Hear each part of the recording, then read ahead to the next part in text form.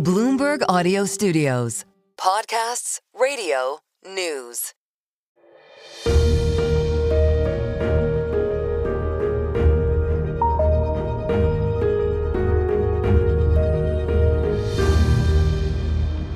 This is Wall Street Week. I'm David Westin, bringing you stories of capitalism.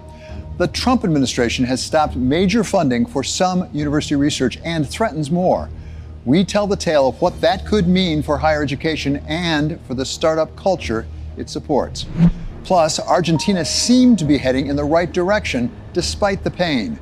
What does it need to achieve true economic health? And are the people willing to pay that price? And as President Trump paid a state visit to the UK, we look at London's dominant role in the country's economy and whether we just may be seeing some shifts in the balance. But we start with the big question for global Wall Street this week, as the Fed issued its long-awaited decision and summary of economic projections. Our special contributor, Larry Summers of Harvard, takes us through what we learned. It wasn't far off what the market was expecting or I was expecting. I was glad to see Jay lean into all the uncertainties in the moment.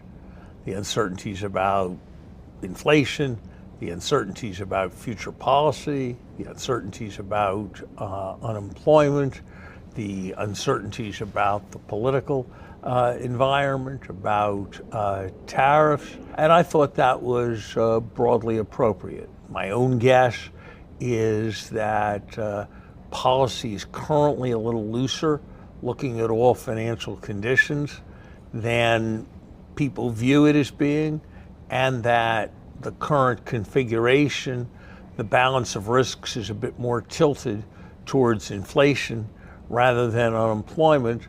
So I think we're a bit on the loose side with respect to monetary policy and monetary policy signaling.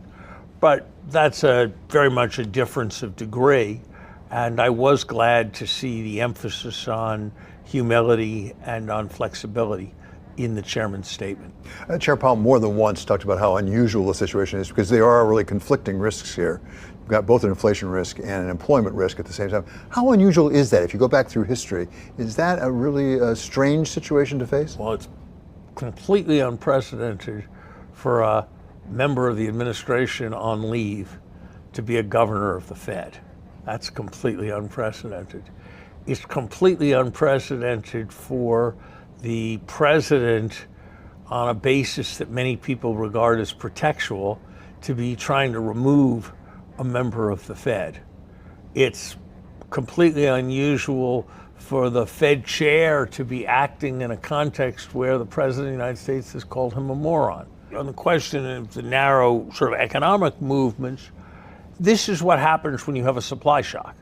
When you have a supply shock, it pushes up prices and pushes down purchasing power. So you can make a case for going to the brake because of the increase in prices or going to the accelerator because of the reduction in purchasing power. And, you know, I'd say the dilemma probably takes that form 20% of the time, perhaps. So it's not the norm, but it's also something that's not unprecedented. Chair Powell said that when it comes to tariffs, which is part of the uncertainty, that the consensus of the Fed right now is a one-time price hit. He didn't use the word transitory, but he sort of came close to transitory. Is he right? Does he have reason to be confident that after an initial spike up, it'll come back down? Well, I think it's important to distinguish two concepts of one shot or transitory. There's what we had in 2021 when, for example, the price of used cars spiked up, and the right assumption would be that the price of used cars would come back to the normal price level. That's not what is reasonable to expect with tariffs. With tariffs, you're getting a permanent increase in the price of the goods that are tariffed, but the question is whether that's going to be an ongoing rate of change or a one-off level of adjustment. Nobody thinks particularly that it's going to be a reversed change. So this is already more problematic than the kind of supply shock people saw in 2021. And the chair's clearly right that if you're just looking at is the tariff going to get raised again and again and again? That's very unlikely. I think the question is, will this increase be processed through into an increase in inflation expectations, which will then feed through into higher wages and higher prices and set off a cycle? And that's hard to know, and I'm certainly not sure that it will be, and less of that happened after 2021 than would have been my guess, David. But we now have had a recent experience of substantial inflation. We now have a more politicized Fed. It's a process that's playing out over a long time period. So I'm not sure we'd want to be entirely confident of the idea that it will be one and done for the inflation impact of these tariffs. He may well turn out to be right, but this is an area where I would have a lot of humility and doubt. And I regard the biggest risk in this situation is being that we lose contact with our 2% inflation target and become a country with an inflation psychology. There has been a fair amount of political pressure, as you say, in what the president said, what members of the administration have said, in the challenge to Lisa Cook, the appointment of Stephen Myron, as you say, who's still working for the White House, even if he's taken a leave of absence. Did Chair Powell on the Fed put some of that to rest in their conduct this week? That is to say, did it really make a difference in what they decided and what they said?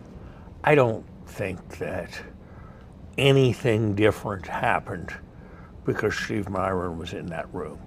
I don't think there was a different word in the communique. I don't think there was a different anything. If anything, it probably made it harder for there to be the kind of more dovish language that the president preferred.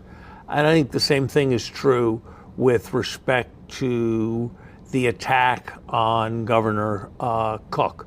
I think that if anything, that created a need to project vigor and rigor. I thought it was interesting that Governor Waller, who's clearly very eager to be the next chairman of the Fed, nonetheless went along with a consensus view that there should be one cut rather than two. And I was gratified by that. And if the president knows his interest well, the president will have enhanced respect for Chris Waller because of this. The Fed decision was big news this week, but it wasn't the only news affecting the financial community and companies. As we now hear from the administration, they would like to change the rules so the companies don't report quarterly. In fact, instead, they report semi-annually. Is that a good idea? I think it's a bad idea whose time should never come. It's a bad idea because accountability and transparency have been the key to the success of America's capital markets, and quarterly earnings reports and frequent accountability and substantial sharing of information has been central to that. Whenever I hear a CEO saying they don't want to have to deal with quarterly earnings, I think of my students who don't want to have to deal with grades. And yes, sometimes they'd be more flexible to pursue their intellectual passions if they didn't have grades, but many more times they'd be free to drink beer if they didn't have grades.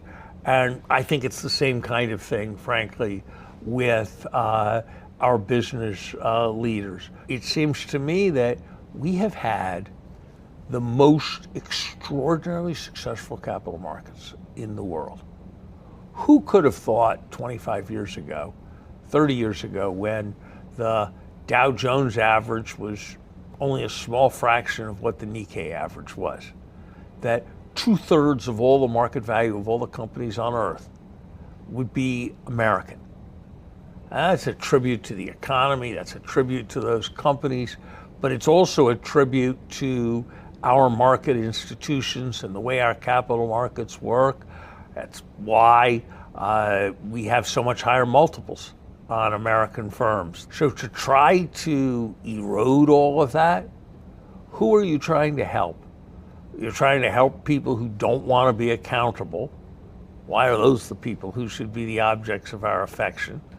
You're trying to help people who have special access to company information rather than the broader public. I always thought the idea of an honest, fair market was to try to reduce the advantage of insiders relative to outsiders. This goes in exactly the wrong direction. Up next, the Trump administration is upending 80 years of funding for university research. What's at stake? Not just for the schools, but for the economy.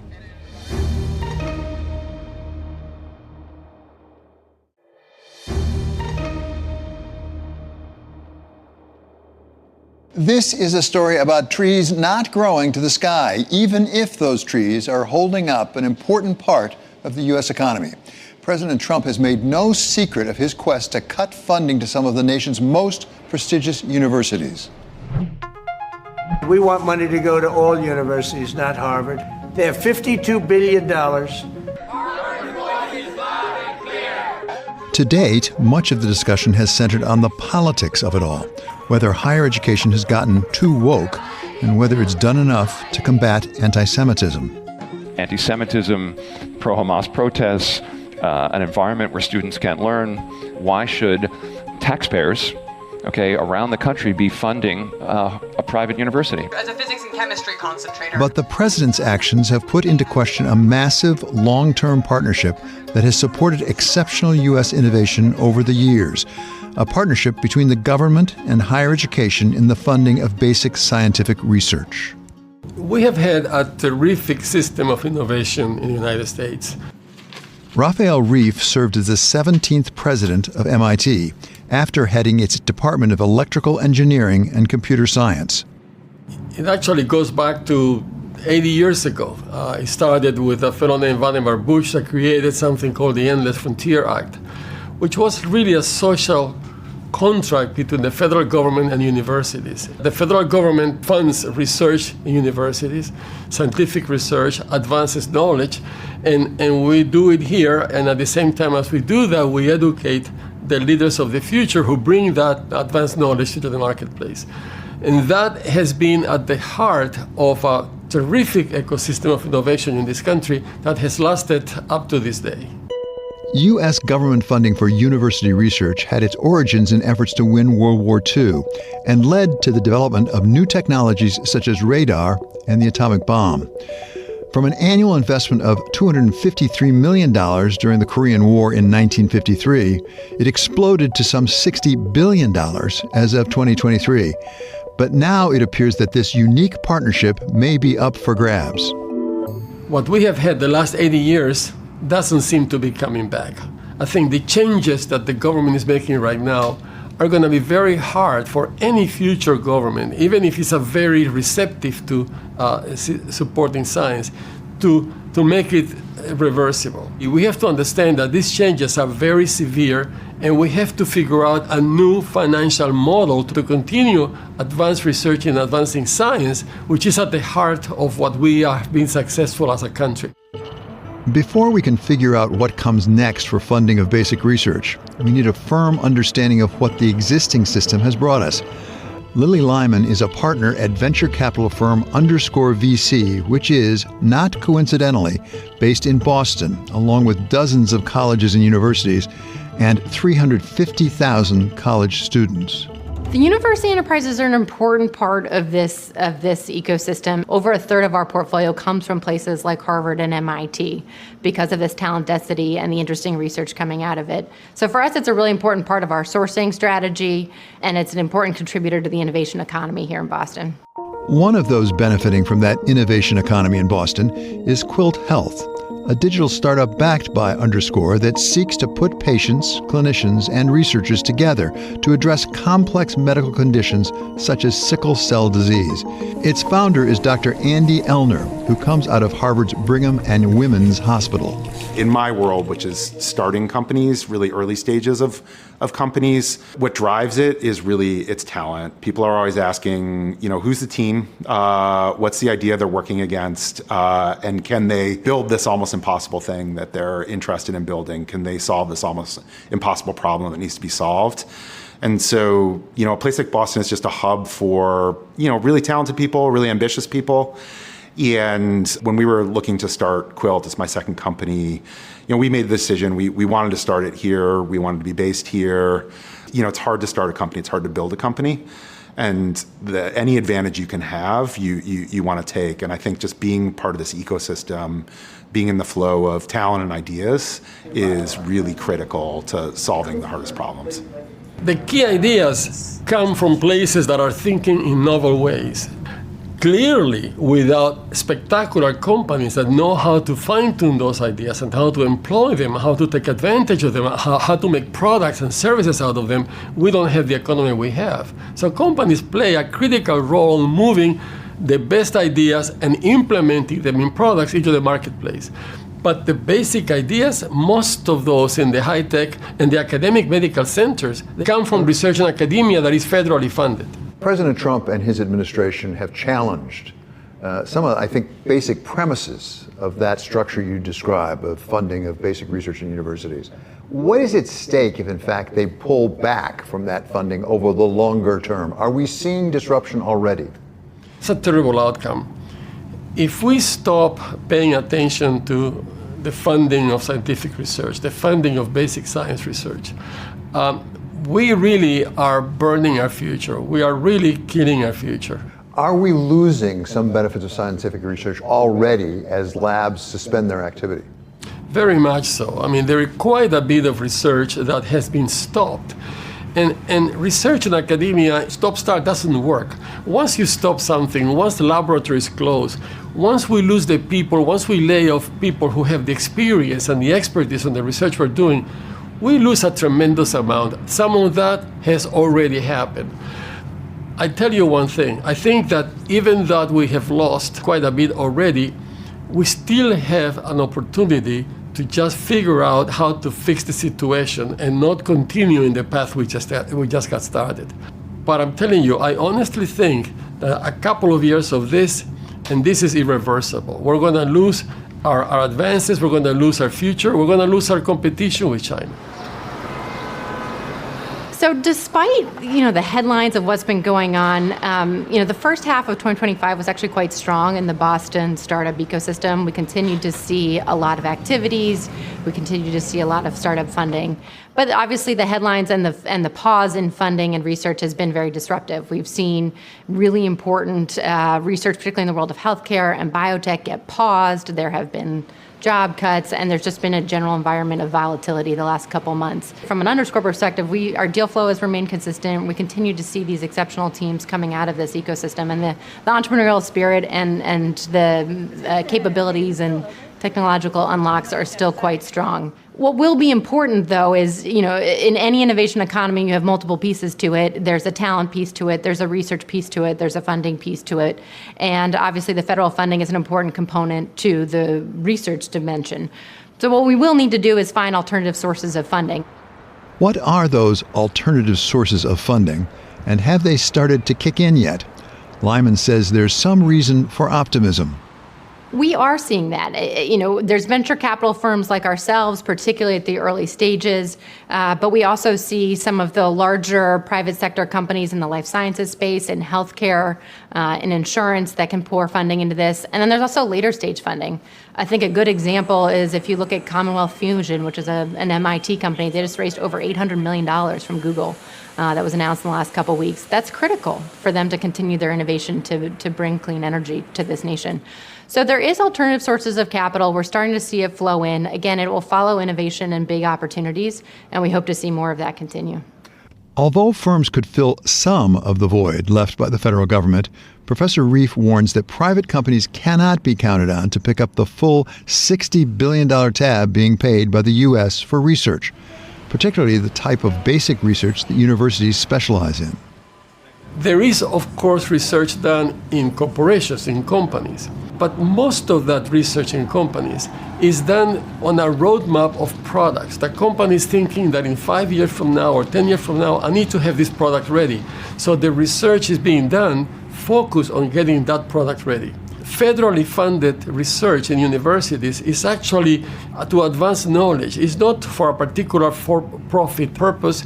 It's just to advance knowledge. And out of doing that, many of the ideas that eventually industry uses to fine-tune their products is coming from university research. So we have benefited in the last 80 years from this terrific system, and not having access to that or stopping access to that is going to basically kill the source of ideas that will power the economy for the next 80 years.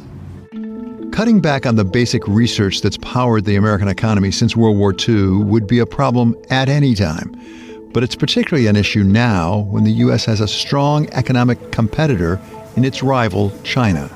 The presence of China is critical here because we have had, as I mentioned, the best system of innovation in the world with our knowledge economy. However, we did not have a competitor like China before. We were the only kid on the road just doing all this stuff. China comes along, they have a different model of innovation than America. We have a market-oriented model. China does not use a market-oriented model. They use a technology domination model. They have to focus on dominating a particular technology. They have an all-of-government effort to dominate it, and they get there. In most of the areas they want to dominate, they have actually done that, whether it's solar panels or EVs or whatever, they get there. That model has some advantages that we don't have, just like we have some advantages that China doesn't have. These are two different models competing with each other. What we need to do is recognize our strength and double down on those strengths, while at the same time recognizing our weaknesses and fixing them. China is doing exactly that. Given the size of the problem and how much is at stake, where do we go next? Professor Reif says we can't wait around for a solution. So I see a long-term track, which is figure out a new model, but I think we need a short-term emergency fund to make sure that as much of the fraction of funding cuts the government is doing in science research, we can just bring that back.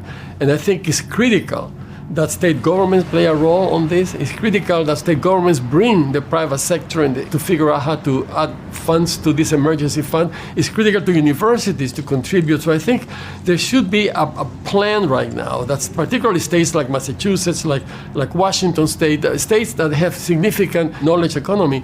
They have to start working on how to figure out to have an emergency fund for a couple of years, 2-3 years, while we figure out the long-term plan.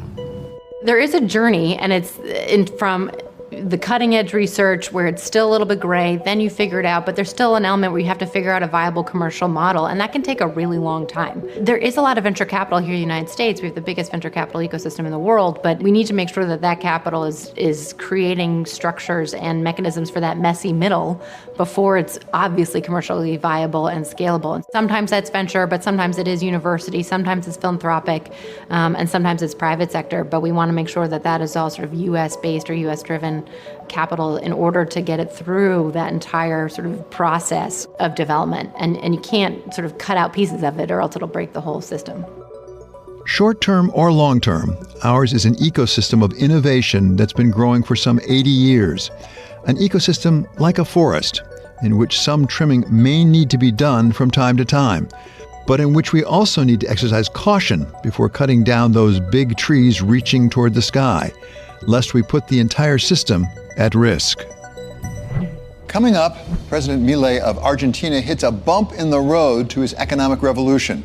We'll look at whether his plan has been working and what is next.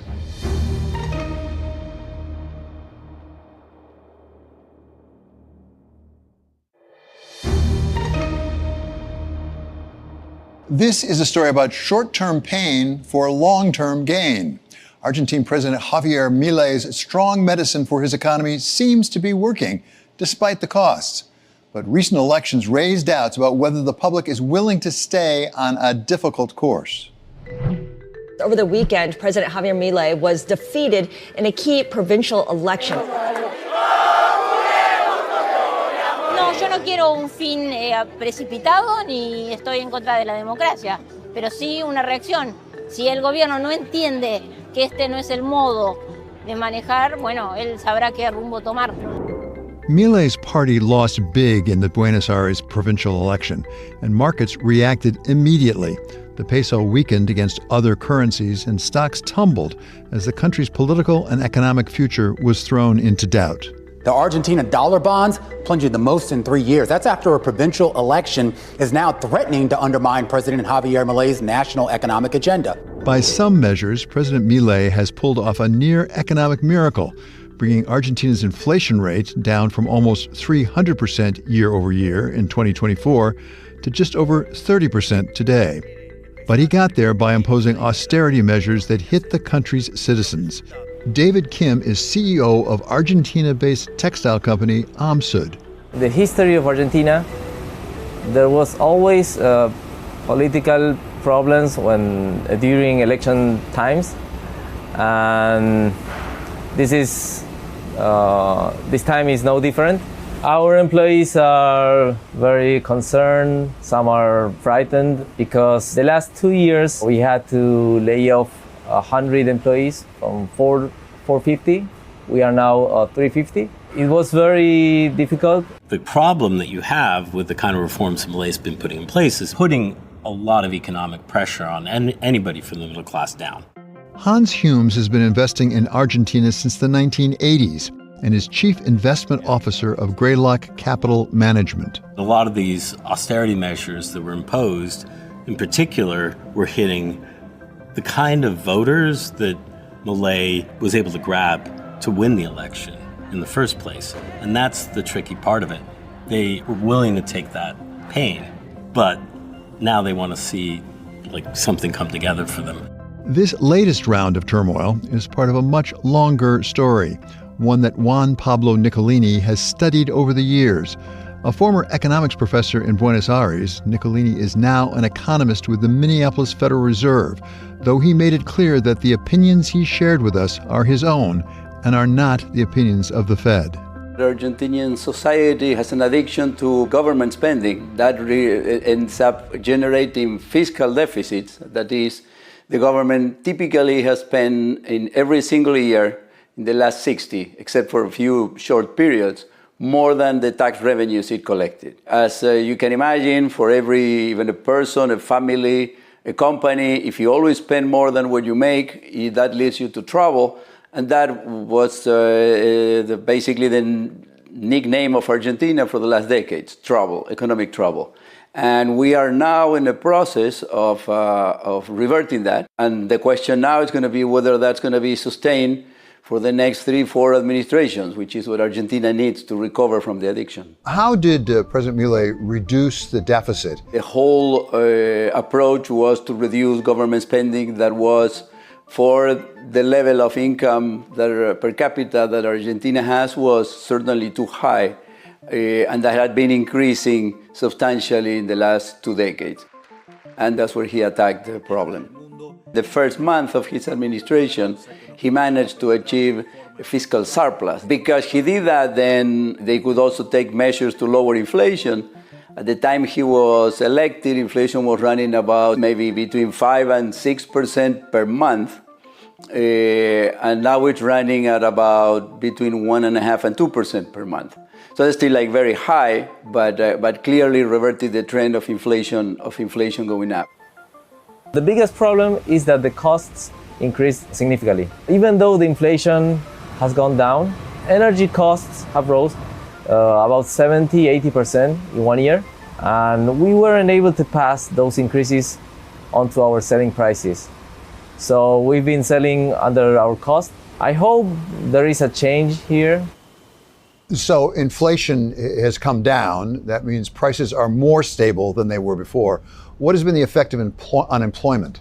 The unemployment increased a little bit. And actually, that is a pretty good question, because we are used to think in very stable economies that typically when you have policies that reduce inflation, one tends to think that kind of slows down the economy and then that increases unemployment. But when you're running at the inflation rate levels that Argentina was running, which is like about over 200% per year, then when you reduce inflation to, let's say, about only 20 or 30% per year, then you do not necessarily affect economic growth, or to put it differently, you actually improve economic growth.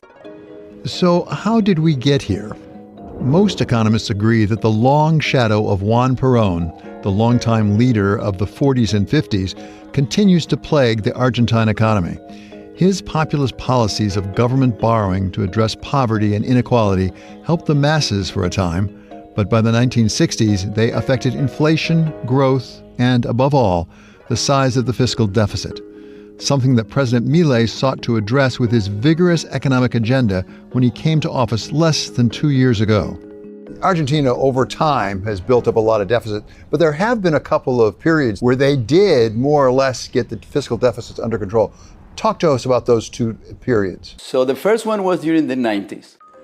It was after a massive hyperinflation. It followed, for instance, one of the worst months was June in 1989, in which inflation rate was 200%. Prices were 3 times what they were at the end of the month than what they were at the beginning of the month. And that really was a big shock for society. And then that's when a government came that proposed a different path, and it fulfilled it. It had a much more responsible fiscal policy. Didn't completely eliminate the deficit, but they were much, much, much lower. And then Argentina had a huge crisis in 2001 and 2002, in which the government couldn't pay the debt. There was a default. Poverty rates went to over 50%.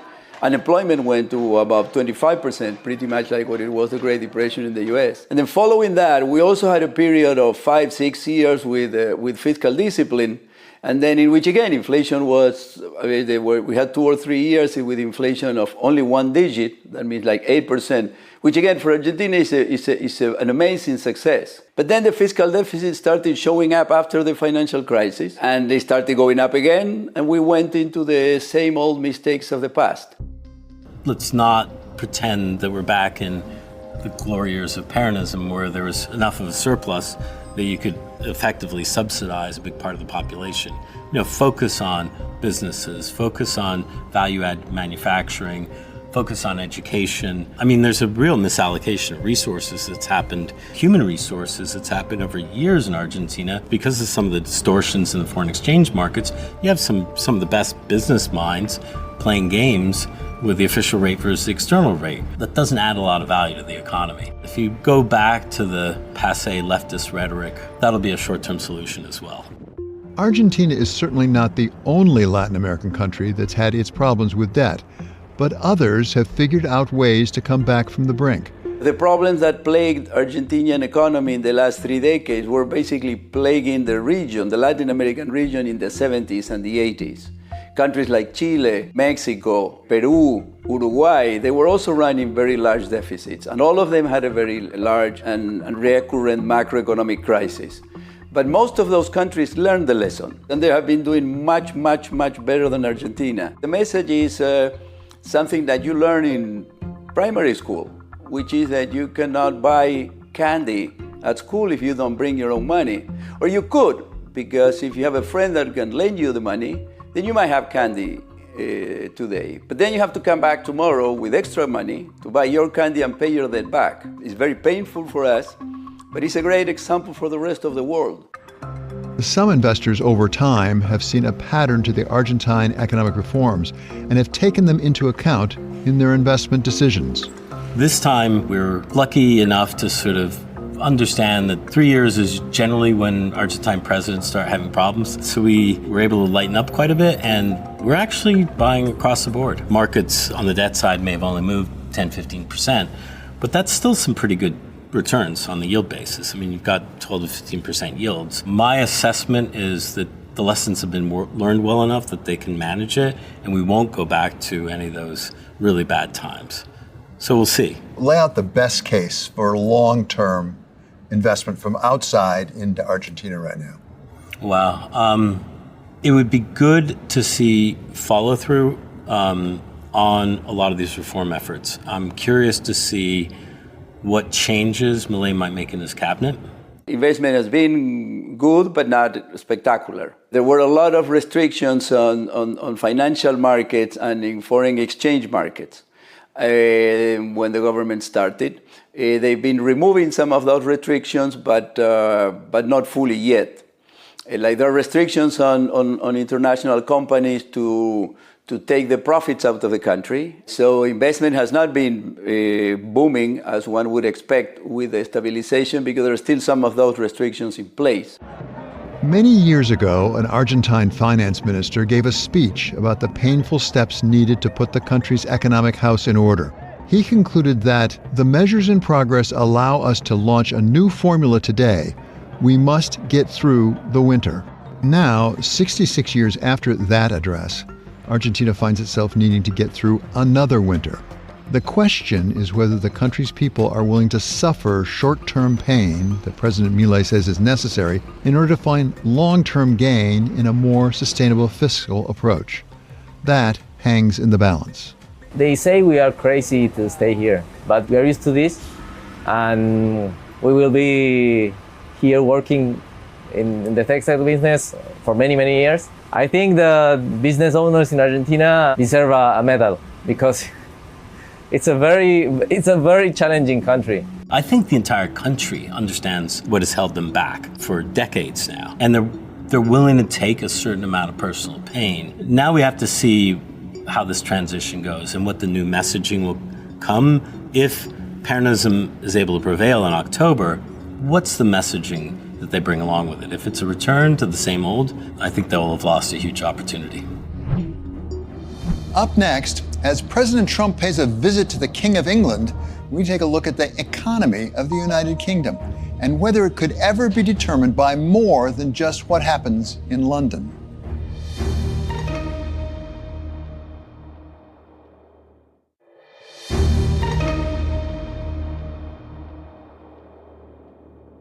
This is a story about putting all of your eggs in one basket and what it can take to move some of them into other baskets. President Trump paid a state visit to England this week.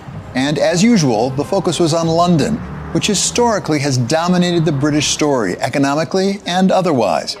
But our colleague Lizzie Burden tells us about how that just may be beginning to change. If you talk to anyone long enough about the UK, two things usually come up: football and London. When Tom Wagner was looking for an investment opportunity, he wanted both. In the end, he got one. It's an interesting story because our adventures in English football actually began with us looking at a London-based Premier League club. It was a great opportunity, and shortly after passing on the opportunity in London, the opportunity to invest in Birmingham City was presented to us, and it proved to be too compelling for a variety of reasons. So it's more about the football than Birmingham? The football is what drew us to the opportunity, but what sold us on the opportunity was the city of Birmingham. So Wagner, the co-founder of New York-based Knighthead Capital Management, went all in, partnering with NFL great Tom Brady to buy Birmingham City Football Club and invest £3 billion to turn his derelict plot of land just 15 minutes outside the city's downtown into a project featuring a new stadium, commercial office space and transport links. 2 weeks ago, that bridge wasn't there. Jeremy Beale is the club's CEO. He showed us around their new site. We're planning on having a 125-acre site. And what you can see around us is you can see a new bridge which has been built, which is what will carry HS2 into the city. HS2, we always say, makes Birmingham London Zone 5. It makes us accessible from the capital within 47 minutes. And you can see the city skyline. Over to my right is where the stadium for Birmingham City Football Club will be built, up on a hill, towering over the city skyline. And we're really excited about that ambition. The investment is welcome news for the region. But why Birmingham? It's oft forgotten as being England's second city. It sits right between the two most talked about cities in the UK, with London and Manchester. It is a really, really interesting city in the sense that it's going through a transition from an industrial base to one that is transitioning to a modern economy. And it's filled with a highly diverse, very young, very educated, very dynamic population. And when you look at that set of circumstances, it makes for an interesting place to commit capital, an interesting place to pursue a very large and ambitious project. That's music to the ears of a Labour government which is struggling to spur growth that's been sluggish since the great financial crisis, Labour MPs are going on the record saying and which has the opposition leader fearing that the UK may need an IMF bailout, a repeat of 1976. I'm going to negotiate with the IMF on the basis of our existing policies, not changes in policies. And I need your support to do it. It means sticking to the very painful cuts in public expenditure on which the government's already decided. Data from the Productivity Institute, a Manchester-based research firm, found that the UK does not function as an optimal currency area. A deficiency which means that the benefits of the country's monetary policy are almost entirely concentrated on London's economy. The key there is that Diane Coyle is Professor of Public Policy at the University of Cambridge and a former advisor to the UK Treasury. The UK is one of the most regionally unequal economies in the developed world. We're right at one extreme, which is probably not a good place to be. And the problem about that is that if you want to raise economic growth nationally and improve people's living standards around the whole country, that growth is not going to all come from London or from places like Cambridge, where I'm sitting now. Obviously it's fantastic that we've got these extremely high value, rapidly growing cities in the southeast of the country, but that needs to happen in other parts of the country as well. And I think there are actually some quite optimistic signs about that. If you think about Manchester or Birmingham, their performance has improved recently. And that's something that I would link to the devolution journey that the country has been on. One of the things holding back those other cities has been just an inability to make decisions for themselves on the basis of the area that they know well, the local needs that they know, the things that they can tell investors about what makes them attractive places to put money. In a sense, it's been a very long journey. The UK is very centralised. A lot of economic decisions for the whole country are taken in the Treasury. The Treasury can't possibly know what's going on around the whole of the UK. So there's a loss of information about local needs and local opportunities in doing it that way. And so many people in many cities, and Manchester's the one I know best, have been working for decades actually on persuading central government that more decisions need to be taken locally and that local knowledge needs to be exploited better. So it began post-financial crisis really with the devolution deal that's happened first for Manchester, subsequently for other cities around the country. And I think it's paying dividends because in the past decade or so, the whole Greater Manchester area has been one of the fastest growing areas of the country.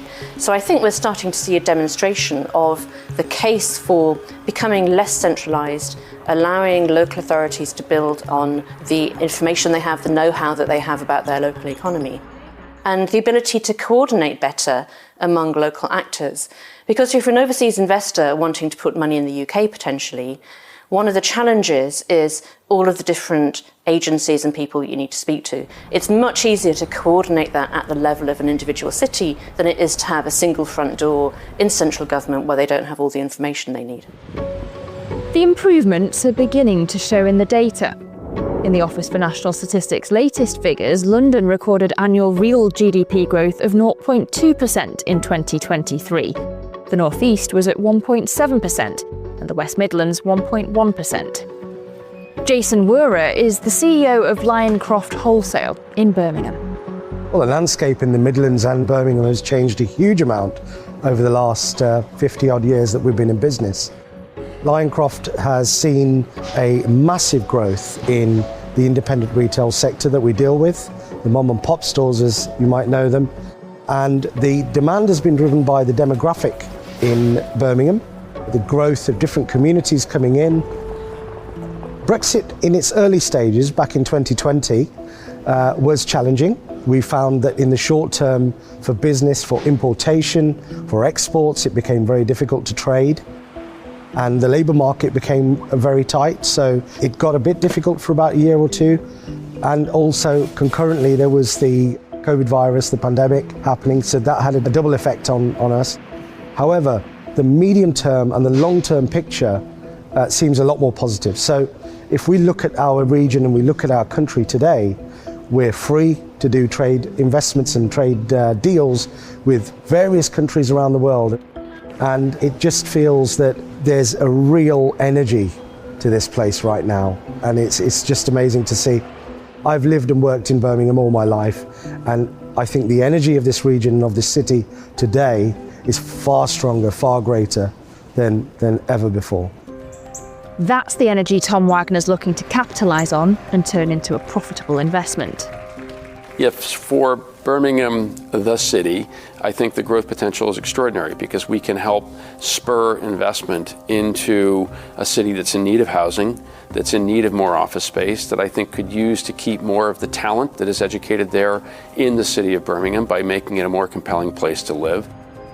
And then providing for a venue of work and entertainment for the whole of the Cotswolds, the whole of the West Midlands, as an example. Those are places that are very dynamic and experiencing lots of inbound investment that will see a greater amount of connectivity into Birmingham, the city. And as it relates to Birmingham City Football Club, the opportunity for us is to grow the brand and to grow the club into something that I think is more commensurate with the underlying fan base that existed when we bought the club. It had always been a big club that had never really seen or achieved its full potential. And likewise, London, which contributes around 23% of the country's GDP, far more than any other region, will always be the UK's star player. But for it to reach its full potential, it needs more from the whole team. London is going to be the dominant city, it always has been, and we want London to continue growing as well. But the whole economy will be healthier if other cities are growing in the same way. At the moment, there's a lot of transfer through the tax system from London to the rest of the country. That could change if other cities start to generate more tax revenues themselves through their own ability to grow. So having a much more balanced economy regionally is good for everybody. There's often an idea that this is a zero-sum game, that if Manchester and Birmingham are growing, London is somehow going to harm London. That's complete nonsense. The more other cities grow, the better it is for London as well. I am optimistic if the politics aligns, and it is a political decision about how we want to organise the governance of the country and how much devolution we want. One of the things that tends to hold it back is this concern about the capability of officials in other parts of the country to deliver the kinds of policies that we have centralised for so long. That's not going to change unless we start to do it, and there are definitely ways to address that. If we don't try it, if that political decision isn't made, then we're going to be stuck as a slow growth country and the laggard in the OECD area. But there's a great opportunity there, and if the Chancellor and her successors care about growth and care about living standards, they're going to have to grab that opportunity. That does it for us here at Wall Street Week. I'm David Westin. See you next week for more stories of capitalism.